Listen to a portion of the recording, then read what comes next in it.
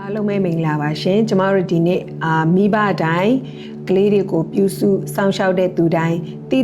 ထိုက်တဲ့ကျမတို့ဒီကလေးတွေကိုပြုစုပြောထောင်တဲ့အခါကြလို့ရှိရင်စူရာကောင်းတာလားဆုံးမတာကောင်းတာလားဆိုတဲ့ဟာလေးကျမတို့ဆွေးနွေးတင်ပြသွားမှာဖြစ်ပါတယ်ဆိုတော့ကျမတို့ကစူရာနဲ့ဆုံးမတာကတခါတလေကြားလို့ရှိရင်ကျမတို့ကကလေးတွေကိုစူရာကိုဆုံးမတယ်လို့ပဲထင်အောင်ထင်မှာဖြစ်တတ်ကြတယ်ပေါ့နော်ဆိုတော့ကျမတို့ကဒီနှစ်ခုကြားတဲ့ကဘာကကွဲပြားခြားနာတာလဲဘယ်ဟာကိုပို့ပြီးတော့မှသုံးသင့်လဲဆိုတဲ့ဟာလေးကျမတို့တူတူဆွေးနွေးကြရအောင်ဆိုတော့ကျမတို့စူရာကကြတော့ဘာဖြစ်မလဲဆိုတော့စူရာကြတော့အပြစ်တင်တဲ့ပုံစံပေါ့ကိုယ့်ရဲ့ကလေးကတခုခုကိုမှားလုံးမိတာတွေဥမာရေဖိတ်ကြတာတွေပြီးလို့ရှိရင်တခုခုထမင်းဖိတ်ကြတာပဲဖြစ်ဖြစ်တခုခုဖြစ်တဲ့ခါကြလို့ရှိရင်နင်ဒီလိုလုပ်ကောင်းလားပြောသားပဲငါပြောသားပဲဆိုတဲ့ဟာလိုမျိုးကြတော့ဒါတွေကကျွန်တော်တို့စူရာလို့ခေါ်တယ်ပေါ့နော်နောက်တစ်ခုကကြတော့ဆုံးမတာကကြကြိုးချောင်းစီလျော်ပြီးတော့မှလေကျွန်တော်တို့ဒီကလေးတွေကိုဒါဒီလိုလှုပ်တင်တယ်ဒီလိုမလှုပ်တင်ဘူးဒါဆိုရင်ဘာဖြစ်တတ်လဲဒါဆိုရင်ဘာဖြစ်တတ်ဒီဟာဆိုရင်မှားတတ်တယ်ဒီဟာဆိုရင်အမှန်ဆိုတဲ့ဟာလိုမျိုးကိုမဖြစ်ခင်မှာကျမတို့ကြိုးချောင်းစီလျော်ဆိုတာနဲ့ကလေးတွေကိုသူတို့သိမြင်အောင်ပေါ့နော်သူတို့သိတတ်အောင်ပြောပြတာကိုကျမတို့ဆုံးမသွန်သင်တာလို့ခေါ်တယ်ပေါ့နော်ဆိုတော့ကျမတို့ကဒီဟာနဲ့ပတ်သက်ပြီးတော့မှလူသဘောတဘာဝကကလေးဆိုတဲ့အခါကျကျမတို့ဒီလူသဘောတဘာဝကဘာလဲဆိုတော့ကျမတို့ဒီwarning ပေါ့ကျွန်တော်မကောင်းတဲ့ဟာဒီလိုဖြစ်မယ်ချင်းချောက်တဲ့ဟာတွေထက်စားလို့ရှိရင်ပို့ပြီးတော့မှကောင်းမွန်တဲ့အရာလေးတွေနဲ့ဆုံးမသွန်သင်တာကလူသဘောတဘာဝအနေနဲ့ပို့ပြီးတော့မှလည်းလက်ခံပြီးတော့မှအမှုကျင့်ပြောင်းလဲသွားနိုင်တယ်ဆိုတဲ့ဟာလေးကိုကျွန်မနည်းနည်းလေးကျွန်တော်ဒီ TED Talk မှာကျွန်မတွေးခဲ့တဲ့နားထောင်ဖြစ်ခဲ့တဲ့အရာလေးနဲ့နည်းနည်းလေးရှင်းပြသွားကြပါတယ်အဲ့ဒီမှာဆိုရင်ဘာပြောလဲဆိုတော့လူတစ်ယောက်ရဲ့အမှုကျင့်ပြောင်းလဲဖို့အတွက်ဆိုရင်ချင်းချောက်တာ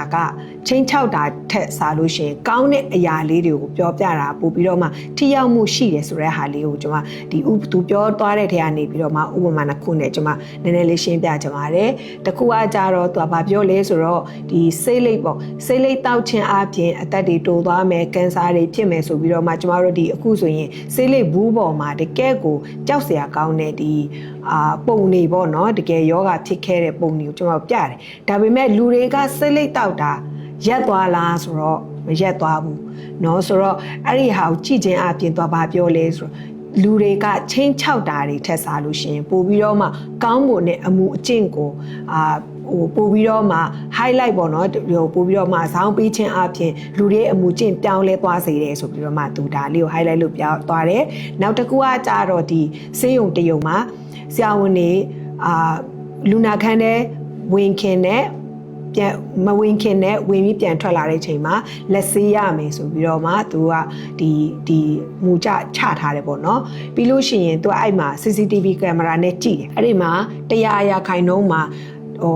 100%လောက်ကပဲဒါကိုလိုက်နာတယ်ပေါ့ဒါပေမဲ့သူတို့ကဘာကိုထပ်ဆင့်ပြီးတော့ပြောင်းလိုက်လဲဆိုတော့ဟုတ်ပြီလူနာခန်းထဲမှာဝင်ခင်နဲ့ပြန်ထွက်လာပြီးလက်ဆေးတဲ့သူတွေကိုသူတို့ကဒီ points လေးတွေပေါ့နော်သူတို့ဒီအမှတ်လေးတွေပေးခြင်းအပြင်သူတို့လှုပ်လိုက်ပြီးတော့မှအဲ့ပေါ်မှာပဲ bonus ထပ်ပေးတဲ့ခါကျတော့ကျွန်တော်တို့ဘာကိုတွေးရလဲဆိုတော့ဆရာဝန်တွေတော်တော်များများကအားလုံးလိုကမဝင်ခင်နဲ့ပြန်ထွက်လာပြီးတော့မှလက်ဆေးတာပို့ပြီးတော့မှလှုပ်လာကြတယ်ဆိုတာကိုကျွန်တော်တွေ့ရတယ်ဒီဟာကိုကြည့်ချင်းအပြင်ကျွန်တော်တို့လူရဲ့သဘောတဘာဝကိုဘာတွေ့ရလဲဆိုတော့မကောင်းတဲ့အရာတွေချင်းချောက်တာတွေစူတာထက်စားလို့ရှိရင်ကျွန်တော်တို့တေးချကောင်းမွန်တဲ့အပြုသဘောဆောင်တဲ့ဆုံးမတွင်တင်ခြင်းကကလေးတွေရဲ့အမှုကျင့်တွေကိုပြောင်းလဲသွားစေတယ်ကိုကျွန်တော်ပြောင်းလဲသွားစေတယ်လို့ကျွန်တော်တို့ဒီဟာကိုတွေ့ရတယ်ပေါ့နော်ဆိုတော့တခါတလေကြားလို့ရှိရင်ကျွန်တော်တို့ဒီဘာသာရေးရဲ့အဆုံးအမတွေပေါ့ဥပမာကျွန်တော်တို့ဒီခရစ်ယာန်တွေဆိုရင်တုတ်တန်ကျမ်း73-24မှာကျိန်လုံးကိုမသုံးသောသူသည်မိမိသားကိုမုန်းရသို့ရောက်၏သားကိုချစ်သောသူမူကားငယ်သောအရွယ်မှစာ၍ဆုံးမတတ်၏တဲ့ကျွန်တော်တို့တခါကြားလို့ရှိရင်ကျိန်လုံးကိုပဲကျွန်တော်တို့မြင်ပြီးတော့ကလေးတွေကိုမရိုက်လို့ရှိရင်မလိမ္မာဘူးလို့ကျွန်တော်တို့ကတခါတလေကြားလို့ရှိရင်ဒါအယူမှားလေးရှိရပေါ့နော်ဆိုတော့ကျွန်တော်တို့ဒီနေရာမှာကတော့ကလေးတွေကိုရိုက်ပါမရိုက်ပါနဲ့ရိုက်ပါလို့ကျွန်တော်တို့ဒါကိုပြောချင်မဟုတ်ဘူးဒါပေမဲ့ဘာကိုမိဘတွေကိုဘာကိုပြန်ပြီးတော့မှသုံးသပ်စေချင်လဲဆိုတော့ကိုသားသမီးတွေကိုကြိမ်လုံးနဲ့မဆုံးမခင်မှာစကလုံးနဲ့မဆုံးမခင်မှာဘာကို သုံးသက်စေခြင်းလဲဆိုတော့မိဘတွေအနေနဲ့ငါဒီကိုရိုက်ခြင်းအဖြစ်ဒီကလေးကလိမ္မာသွားမှာလားအမှုအကျင့်ပြောင်းလဲသွားမှာလား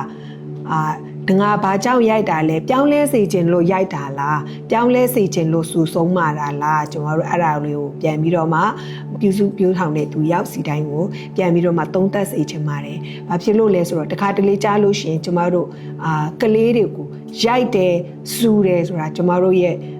ဒီလူကြီးတွေရဲ့ဒေါသကိုကလေးတွေအပေါ်မှာစိတ်ဆိုးလို့ကျွန်တော်တို့ဒီဒေါသကိုပုံချတဲ့ပုံနဲ့လောက်တာတွေရှိတတ်တယ်ပေါ့နော်ဆိုတော့ဒါပေမဲ့ကျွန်မဒီမှာဘာကိုလဲထပ်ပြီးတော့မှ acknowledge ပေါ့နော်အတိမတ်ပြုချင်လဲဆိုတော့ကလေးတယောက်ကိုပြုစုဆောင်ရှောက်တယ်ဆိုတာကမလွယ်ပါဘူးမိဘတွေရဲ့စိတ်ဆင်းရဲမှုမိဘတွေရဲ့ဒီခက်ခဲတွေကိုလည်းကျွန်တော်တို့နားလည်ပါတယ်perfect parenting ဆိုတာတကယ်ကို6ပြစ်ကင်းတဲလဲစင်လုံးဝ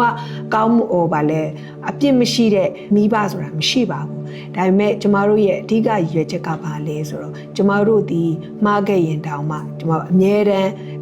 ကိုပြန်သုံးသပ်ပြီးတော့မနေ့ကထက်ဒီနေ့ပိုကောင်းအောင်ဒီနေ့မနေ့ထက်ဒီနေ့ညနေပိုကောင်းအောင်ကျမတို့ပြန်ပြီးတော့မှအမြဲတမ်းသုံးသပ်ပြီးတော့မှငါလုပ်ခဲ့တာမှန်သလားဒီကလေးကိုငါစူလိုက်တယ်ငါရိုက်လိုက်တယ်အဲ့ဒါငါသူ့ကိုလိမ်မာစေခြင်းလို့ရိုက်တာလားငါသူ့ကိုလိမ်မာစေခြင်းလို့စူတာလားဆိုတဲ့ဟာလိုမျိုးကိုကျွန်တော်တို့ပြန်သုံးသပ်ပြီးတော့မှလုတ်ဖြစ်ခဲ့တယ်ဆိုရင်တောင်မှကျွန်တော်တို့နောက်ထပ်မမအောင်ကျွန်တော်တို့အတိလေးနဲ့ပြန်ပြီးတော့မှထိန်းပြီးတော့မှဒီကလေးကနောင်လာမဲ့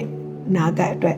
လူငယ်ကောင်းဆောင်လူကြီးကောင်းဆောင်ကျွန်တော်တို့အသင်းတော်တွေရဲ့ကောင်းဆောင်အဖွဲ့အစည်းရဲ့ကောင်းဆောင်နိုင်ငံရဲ့ကောင်းဆောင်အဲ့